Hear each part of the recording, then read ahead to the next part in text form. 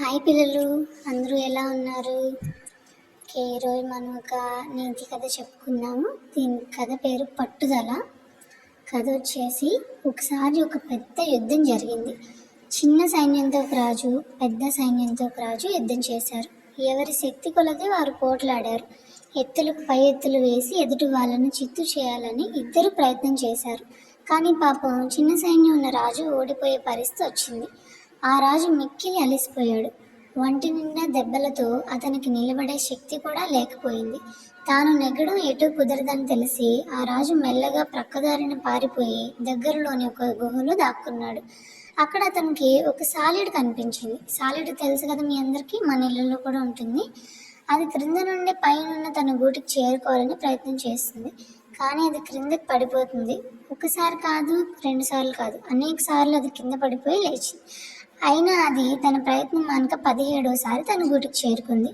దాని పట్టుదల చూసిన రాజుకి జ్ఞానోదయం అయింది. ఎన్ని కష్టాలు ఎదురైనా పట్టుదలతో కార్యాన్ని సాధించాలని నిర్ణయించుకున్నాడు. ఈసారి తప్పక శత్రువును ఓడించి తీరాలని గట్టిగా నిర్ణయించుకొని మళ్ళీ ఆ పెద్ద రాజుతో యుద్ధం చేయడం మొదలుపెట్టాడు. సైనికులకి తగిన శిక్షణ ఇచ్చట చేత, అంటే వాళ్ళకి బాగా ట్రైనింగ్ అనమాట. ఇప్పుడు మీరంతా ఇంగ్లీష్ పిల్లలు కదా, అందుకే ఇంగ్లీష్లో కూడా చెప్తున్నాను. వాళ్ళకి బాగా ట్రైనింగ్ ఇచ్చి వాళ్ళు సులభంగా శత్రువుని ఎలా అడ్డుకోవాలో నేర్పించాడనమాట. అప్పుడు ఆ శత్రువులు అందరినీ మట్టి కరిపించారు. పెద్ద సైన్యం గల రాజు ఓడిపోయాడు. చిన్న సైన్యం గల రాజు విజేత అయ్యాడు. దీనిలో నీతి ఏంటంటే, జయం పొందాలంటే మళ్ళీ మళ్ళీ ప్రయత్నించాలి. ఊరికే అలిసిపోయి ఇంక మన వల్ల కాదు అని కూర్చోకూడదు.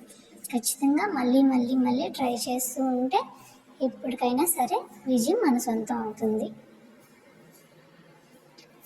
ఓకే పిల్లలు, లైక్, షేర్ అండ్ సబ్స్క్రైబ్. మీ ఫ్రెండ్స్కి కూడా ఇది షేర్ చేయండి. ఈ కథని మీరంతా మళ్ళీ మళ్ళీ వినండి. బాయ్ ఫ్రెండ్స్, బాయ్ పిల్లలు.